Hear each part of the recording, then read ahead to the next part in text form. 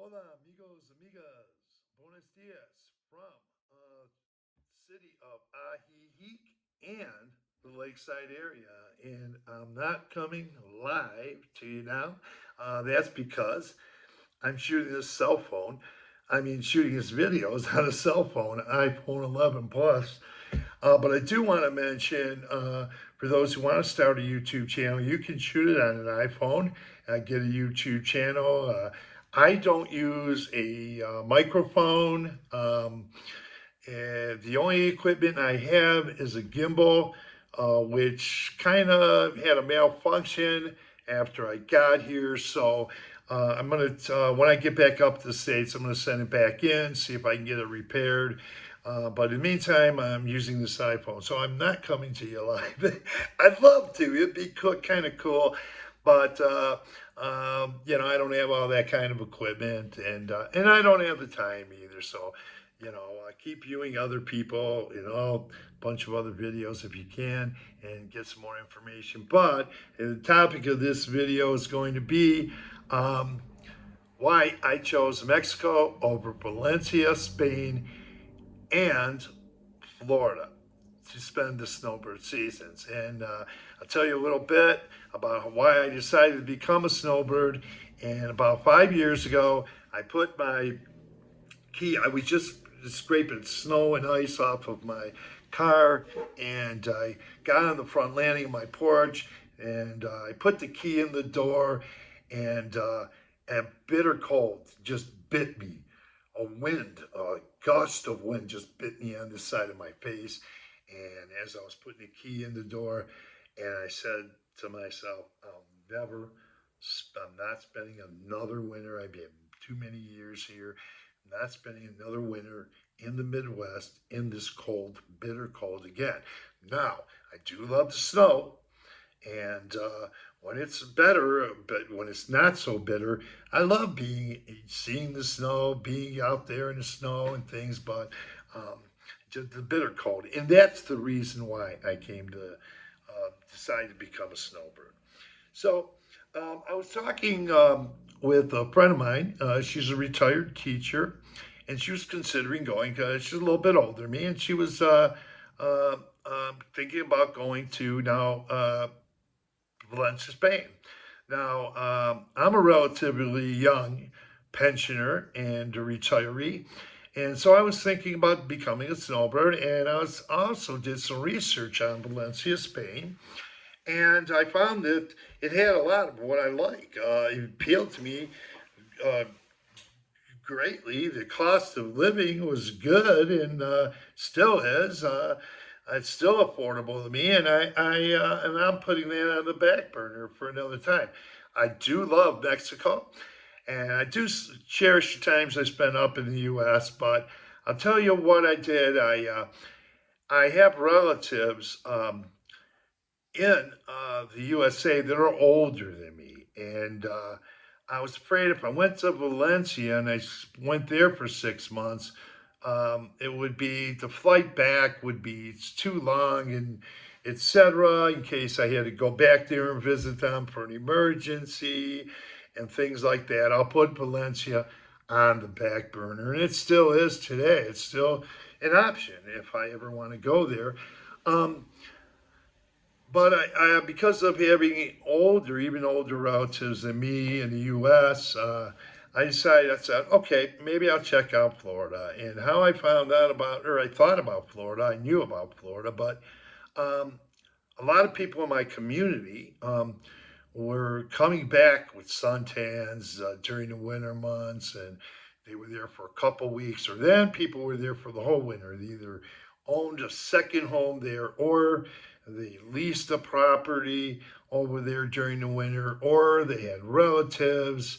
And they would go there for a couple weeks down that area, the areas I mentioned. Yeah, once again, Naples, Bonita Springs, Marcos Island. So I did a lot of research, and I thought, okay, great. I keep my home here in the U.S., in the Midwest, and I go spend the snowbird seasons in Florida, in that area, and lease a place over there, 2 bedroom, 2 bath place. I like room, and But then all of a sudden, a friend of mine said his mother is going to Cuernavaca to take care of her 92-year-old mother, his grandmother, and she's going to stay there permanently. And he said, "Why don't you come and check out Mexico?"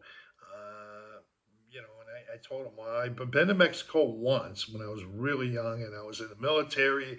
Uh, I went there for one day and enjoyed it a little bit, and but I never really thought about going living in Mexico." And so he said, "Why don't you come and check it out? It might be good for you. You might like it."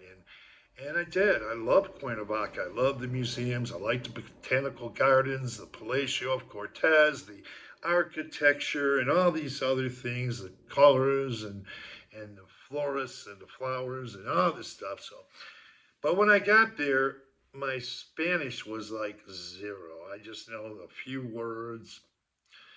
Um, and I was trying to practice with the waiters in the hotel, at the restaurant, and things like that. But I went back for a second trip a few months later in the fall. I went back to Cuernavaca for a week, and my Spanish was still pretty low, and there weren't a lot of expats in the city like there were previously many years ago. If you do some research, you'll find out that Cuernavaca had a lot more expats many years ago. Well, anyway, I had a book called Lonely Planet. My friend gave me. It covered the entire country of Mexico. So I was looking around for cities that would fit the climate that I prefer. And it's not a hot climate, 85 plus, 90s, where there's no humidity. Um, I didn't want that place. Cuernavaca was good. It was a good climate for me. But because of the lack of my Spanish, I thought, okay, I'll go to San Miguel de Allende. I went there for the remainder of the snowbird season a few years ago, and I I really loved it there, and I loved everything about it. It just everything I wanted and needed. It really appealed to me. A lot of the same things that Spain had, and the architecture, the colors. Um, the food was pretty good too, and it had music and geez, I hope I don't forget to mention some things. It was affordable too, and and it still is, but prices are going up, but it's still affordable. Um, I was thinking many different things. The churches, I love this. And the same thing with all the cities I visit in Mexico.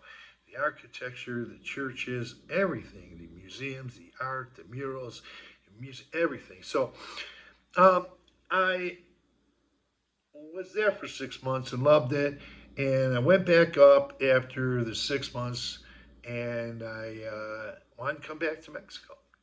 I fell in love with Mexico, and I came to Ajijic, right here in Ajijic, a couple years ago, a little more than 2 years ago.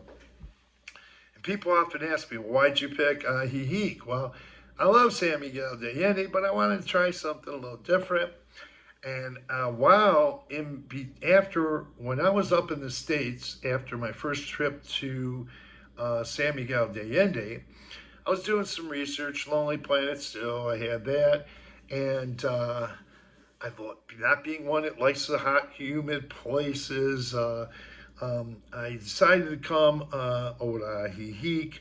And how I got to thinking about Ajijic was a little bit about Lonely Planet, but I saw a video about the Lake Chapala Society. Now, I don't know if the Lake Chapala Society made it or someone else made it independently, but they had this Woodstock festival. People were dressing up. There was a big talapa. There was a party, a band, and they were playing a lot of hip music. And although I am too young to have been gone to Woodstock, I used to hear the music when I was younger. And yeah, I have an older brother that's of that age, and so I always dig the music, but and then there was something else. There was a couple, and they were talking about giving, coming here, and they were giving. They're very altruistic, and they were giving on a daily basis. Now, I've known that about that's being done in San Miguel de Allende, and I found out from being here, there are people who give here on a daily basis to the Mexican people, and there's different ways. So that's really that altruism struck me. Also, in that video that had was about the Lake Chapala Society, there were these Sunday talks. Um, I have never went to one yet, but that's something that's on my list I need to do. But I do. I am a member there, and I do use the Lake Chapala Society, and I highly recommend it. Um, so I saw that, and then I also saw some videos from Jerry Brown's travels, and Jerry and Lori. I remember this one; it really caught my eye, and many of them did, and they still do. Uh, they were walking through this peaceful neighborhood, and other neighborhoods too. But they were talking about rentals and things like that. So that appealed to me. Plus, just coming back to Mexico again because of the things I love, and so I came to Ajijic and stayed here for 6 months. Wound up going back, and then when I got back, COVID hit. It was just full force pandemic. There were surges going on. People were buying Clorox wipes. They were running out of Clorox wipes. Where do you get those? People weren't vaccinated then. It was just these surges. So I stayed up in the States for 18 months. Now, until I felt comfortable to come back again. And I didn't get COVID, and I was fortunate. But I came back 4 months ago after an 18 months lapse there where I wanted to come. And but I had faith and patience, and I got through it. And continue to watch YouTube videos while up there. But I came back here September 1st. I love it here, not only in Ajijic, but this lakeside area. I really love it here, and I've been having a great time. Now, Valencia's on the back burner. It's still there, and there may be some other countries or another city here in Mexico I may choose to go to or revisit or something. But I've been to Oaxaca City. That's a good climate there too.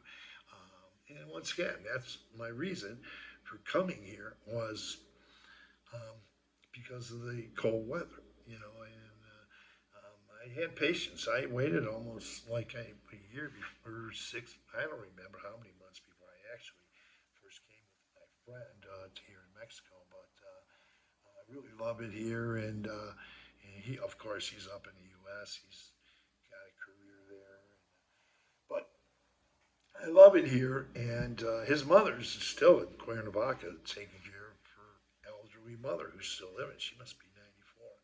But I intend to just keep spending time away from the snowbirds, from the cold, staying a snowbird, and then who knows where that could lead. But Valencia, Spain is still in other cities, maybe in Europe or Latin America or Mexico, are still on the back burner. But currently, I enjoy staying in Ajijic, and I love the expat community and the Mexican people. They are the greatest, and I'll talk more. I'll put out a video with 10 reasons why I love coming back to Mexico, and keep sharing with you guys. Please, I'm going to close this video. Please give this video a thumbs up. Subscribe to this channel.